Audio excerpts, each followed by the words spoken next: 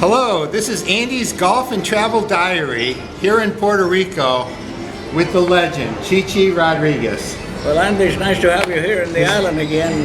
We met 2 years ago in the Open, and it's nice to have you back. Well, it's great to be here. What a beautiful, beautiful place. It sure is. This is beautiful. It must be awesome to grow up and have the career you did in golf and all the life experiences, yet to come back to your homeland and be here at this special time. Well, I wouldn't change anything in my life. I have lived a good life, and golf has been very good to me. And so we're here in Dorado Beach, and you live nearby here? You live in? Yeah, I live across on the west course of Dorado Beach. Okay, the west course. Yeah. And how far from here did you grow up? I never grew up. No, I was born by the airport, which would be probably 25 miles northeast from here. Right in San Juan. Close to the airport. Yeah. Now you say you've been very generous with Puerto Rico. I interviewed a gentleman, Miguel Colon, Jr. Colon, who was the first recipient of your scholarship way back, I think in the 60s or 70s. Probably when you first started to make money on the tour, you were very generous. And he went to the university and came back and worked at Dorado Beach here for, I think, 38 years. And what a great individual he was. Well, that scholarship, there was a man named Ed Dudley who was president of the PGA for 8 years, and he was the first pro at Augusta. And he came here as the first pro. And he was really good to me. And after he died, I created that scholarship with his name. I don't know how I changed to mine. I put the initial money in, but that scholarship should always have the name Ed Dudley to it. Now, like my father, you came to the game as a caddy, and it's a nice way to ease into it, isn't it? You learn the respect, you learn the game, and then you get to play a measured approach. And most of all, you learn the ethics of the game, which I think that a lot of young people, when they start to play golf, they ought to give them a book of the ethics and have them learn the ethics before they even learn how to play golf. What's your earliest golfing memory of being on a golf course? I made a hole-in-one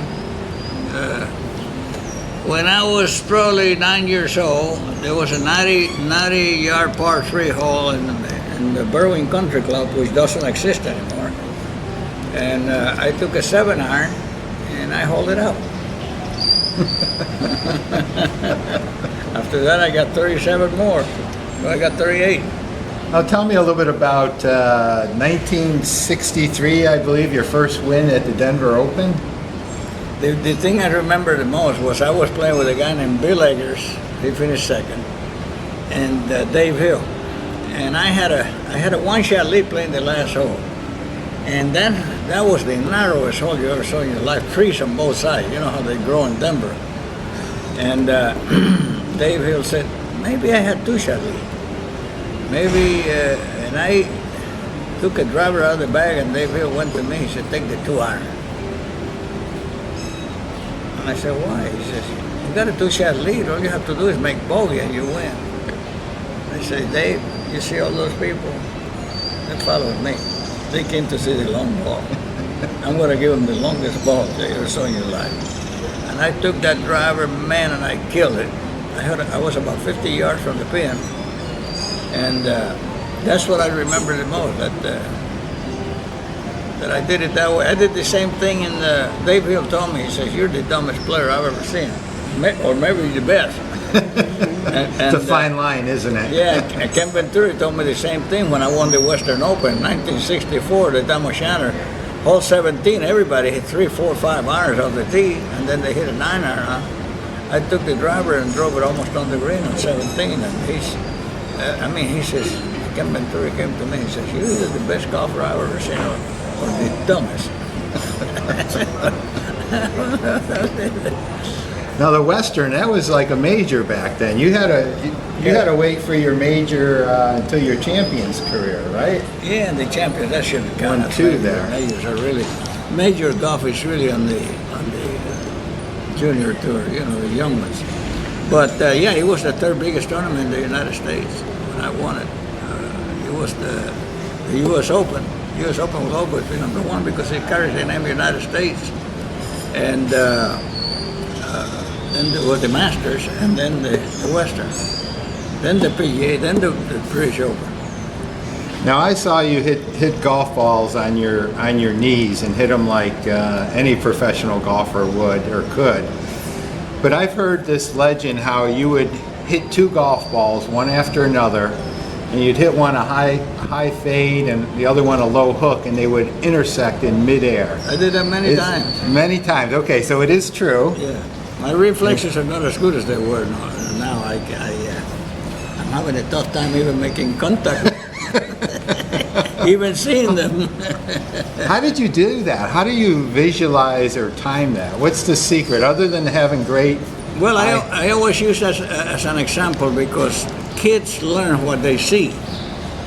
And I tell them that, to watch good things, good programs on television, not to watch violence and newness that they show now on TV so they can keep their brain clean. And when I was a kid, I used to sit down and there was a guy named Paul Hand. And he was a trick shot artist. And I used to sit there and he made me laugh. He made everybody laugh, and he did a tremendous show. I think it might be the best show. Well, they got a guy called the Hitman. He was really good, but he's with his shot. This guy was with his chatter and everything else. And I say, you know what? I'm going to learn all the tricks that this guy. But he didn't do that trick. That trick, I was the guy that developed it, And but I did everything that Paul Hand did, and I made a good livelihood doing that. How many times would you say you did that, where you made 2 balls connect in the midair? Probably 25. The first time I did it, this was funny because it was in Seattle, Washington. I was doing a corporate audit for a company called Hugh McNiven. And I hit it, the first one, and it hit the ground and came up.